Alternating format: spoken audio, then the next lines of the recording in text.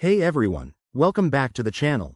Today, we're tackling a super handy tip: how to hide an order on Amazon in 2025. Whether you're keeping a surprise gift for a friend or just wanting to tidy up your order history for privacy, this quick guide will have you covered. Let's dive right in. First off, why bother hiding an order?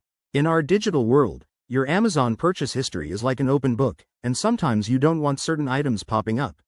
Think about hiding that late-night snack buy or a special present. It's all about maintaining a bit of privacy and organization. Now, let's get to the steps. Start by opening the Amazon app on your phone or logging into the website on your computer. Make sure you're signed in with your account. Once you're in, navigate to the Your Orders section, usually found in the top right corner or under the Accounts and Lists menu. Next, scroll through your order history and find the one you want to hide. Click or tap on that order to open its details page. Look for an option that says Archive Order. Amazon might tweak their interface by 2025, but this feature should still be there. It's often a button or a drop-down menu near the order summary. Click Archive Order and poof, that order will be removed from your main list. But don't worry, it's not gone forever.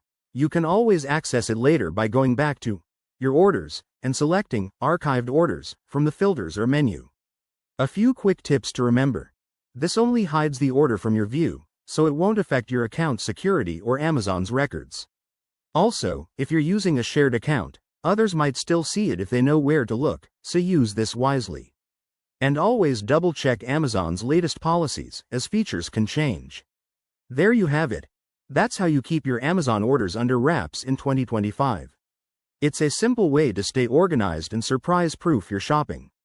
If you found this helpful, hit that like button, subscribe for more tech tips, and drop a comment below with your own Amazon hacks. Thanks for watching, and I'll see you in the next video.